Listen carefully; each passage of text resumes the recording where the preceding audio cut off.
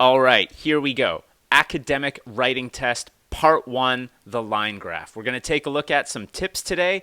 By the end of this video, you will know how to analyze, organize, and present your answer with that top-level grammar that you need to get that high score that you want.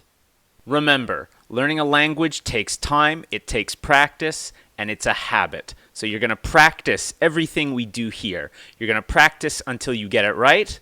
Keep going till you can't get it wrong. Now let's start by taking a look at today's line graph.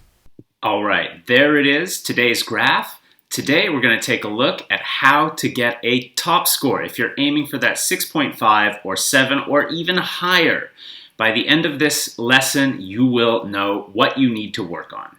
So before we get going, please remember that the most important thing you can do is make sure you analyze the graph and organize your data well. If you do that, the grammar will be easy. And I'm going to show you how, and by the end of this video, you will see what that looks like. Now, first of all, let's take a look at the band scores. On your IELTS writing test, you are being tested on task achievement, cohesion, vocabulary or lexical resource, and grammatical resource and accuracy. Now today we're just going to look at 3 parts of this. First of all, we're going to take a look at task achievement. This means, are you answering the question effectively? Are you giving them the information that is important from the task? Now, we can see here for an 8, they require that you present, highlight, and illustrate key features clearly and appropriately. So, have you identified the important pieces of information? So it's not just a test of your English and your vocabulary, it's a test of your ability to analyze and understand information. This is very important. So a little bit of economics will go a long way in this test.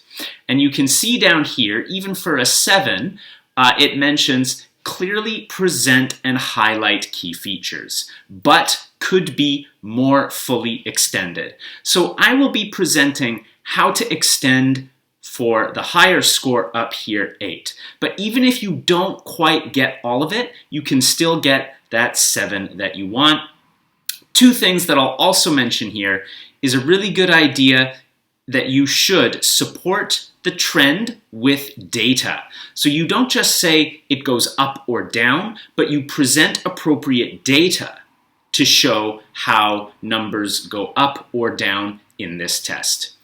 Secondly, your details can't be excessive. You're not showing every single up and down in the text. All right, so you're making a decision about what information you include and what information you leave out. Now that's a key point.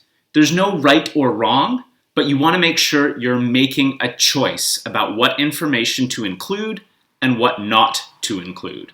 Moving on to cohesion. Very straightforward.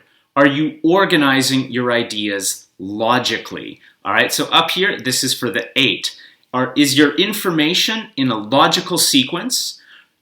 It says here, managing aspects of cohesion well. That means, is every sentence clearly connecting to the next one? And finally, paragraphing. Are you using paragraphing appropriately? Now, typically in this part of the test, there may only be 2 paragraphs or possibly 3, but as long as each paragraph has a clear structure and focus, you'll be fine. And then even for a 7, it does say logically organizes information and ideas, and there is a clear progression. That means, again, same thing, that everything goes in an order that is logical and the ideas follow each other appropriately. This takes time to develop a skill for. So don't worry if this is new.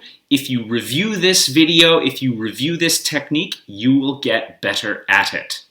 And finally here, uses a range of cohesive devices. Now, this often becomes first of all. Secondly, I'm going to show you a lot of different cohesive devices that you can use.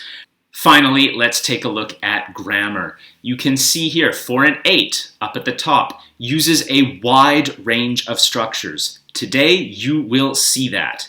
The majority of these sentences are error-free. Now, you will see that today. For you as a developing writer, this may take a little bit more time, practice, and feedback. Keep in mind here for a 7, it says uses a variety of complex structures.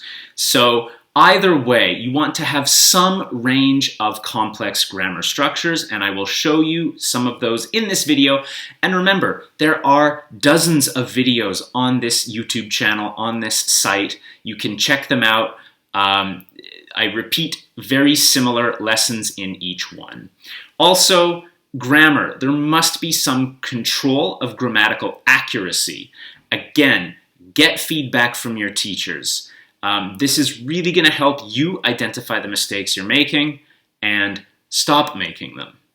Now, moving on to the general tips that I give my students to write task 1. First one, analyze the graph and make notes. And yes, 5 minutes. All right? If you're practicing for the test, take 5 minutes to look at the data, look for the trends, look for the important details. Trust me, you want to make sure you've understood this, especially when you're practicing, especially if you've struggled with task 1. You need to develop your literacy with numbers and data.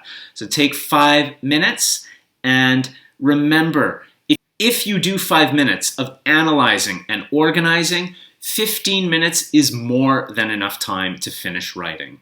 Secondly, a little tip, pay attention to value increases.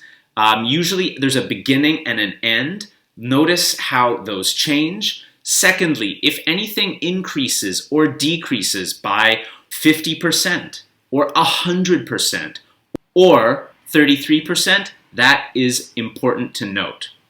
Then 15 minutes, it will be easy. All right, let's take a look at today's graph. It says here, the following chart shows the amount of energy production in gigawatt hours for different energy sources in the UK over a 5-year period. So if we take a closer look, you can see here we have 2012 and 2017. So the first thing I would do is take a look at the beginning here and see how it's different compared to here. All right, there it is. Here is my advice. Take 5 minutes. Pause this video, analyze, and make some notes. Press pause now.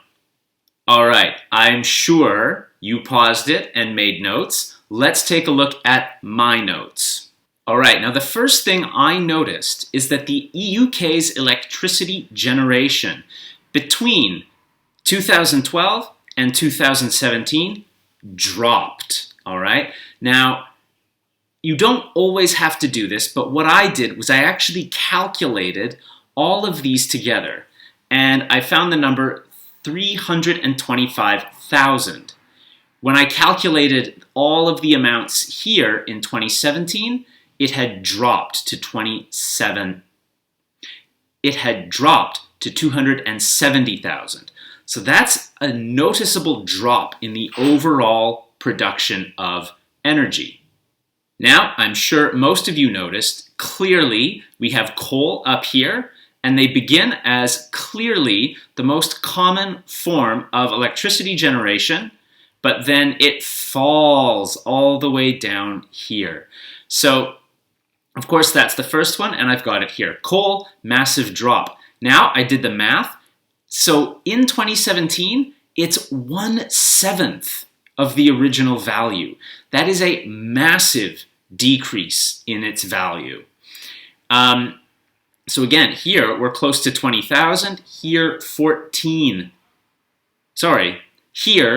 140,000.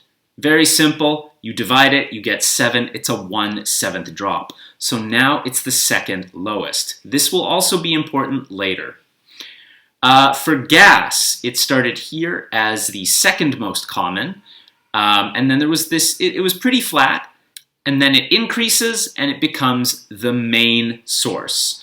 All right, now it does drop off a little bit here, but you can see this is more than 1/3. So it goes from 100,000 to 14, roughly a 1/3 increase. All right, so I've got the data there, maybe more than a third.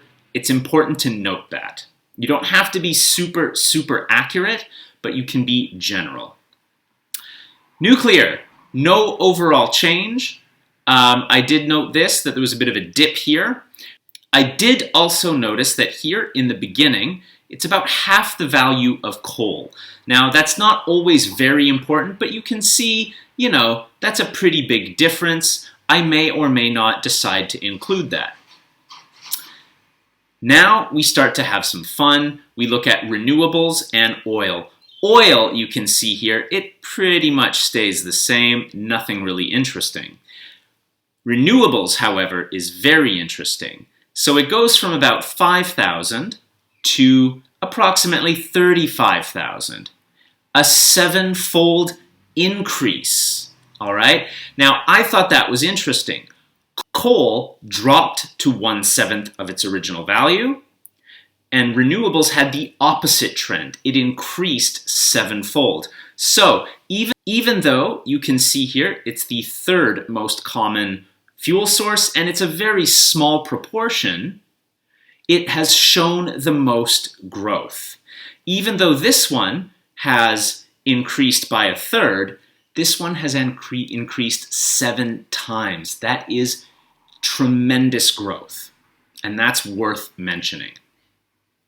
All right, let's see how that looks in a task 1 writing.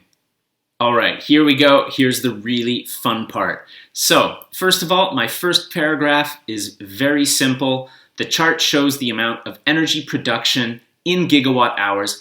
I haven't made many changes from the task. All right, I just took a few words out.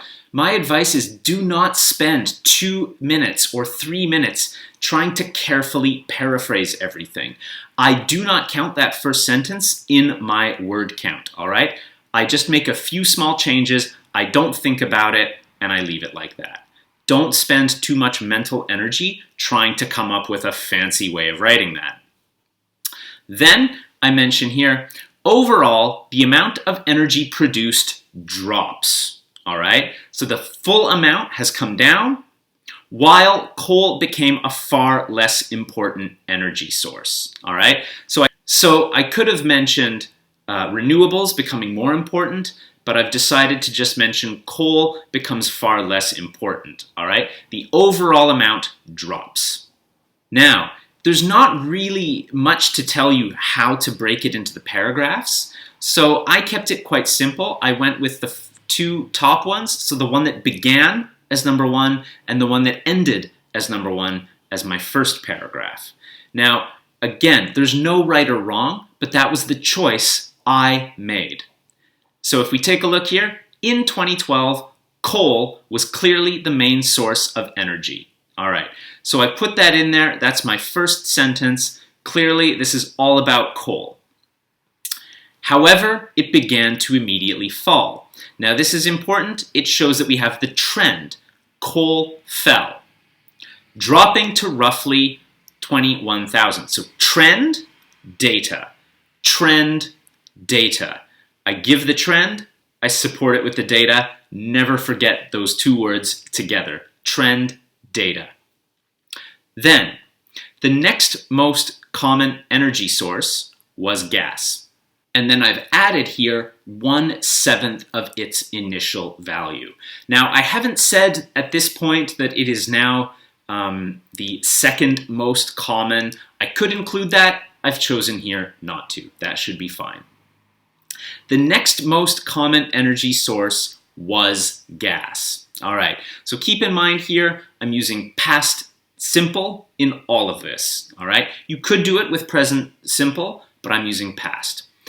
The next most common energy source was gas, comma, that is the trend. Now I give the data, which started at 100,000. After remaining relatively stable until 2015, so again, new grammar structure, time clause. After, comma, it showed a major increase. starting in 2015, comma, peaking at 141,000, comma, before dipping slightly. Okay, so look at all these different grammatical structures I've got here. I've got comma, which started, so I've got a relative clause here. Then I've got a time clause after ing. After remaining stable until 2015, it showed a major increase. Now remember, with cohesion, it is referring to gas. So I've got that cohesion, I've got the referencing, I can get that better score. Comma, peaking at 141,000, and then ending with before dipping slightly. Okay, so I've got a number of different ways of presenting information, and I'm using time clauses, after, before. Then here, by 2017, comma, it had overtaken coal.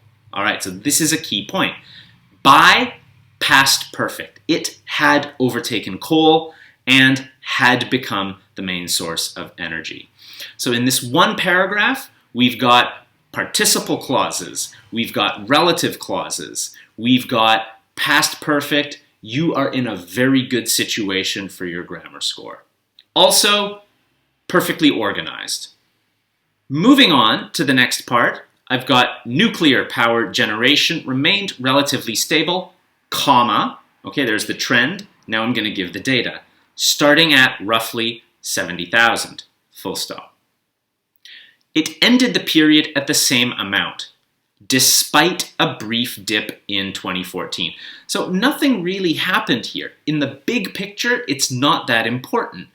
But I used this beautiful word, despite, all right? However, although, despite a brief dip in 2014. So you could have any noun after the word despite. Despite falling briefly in 2014.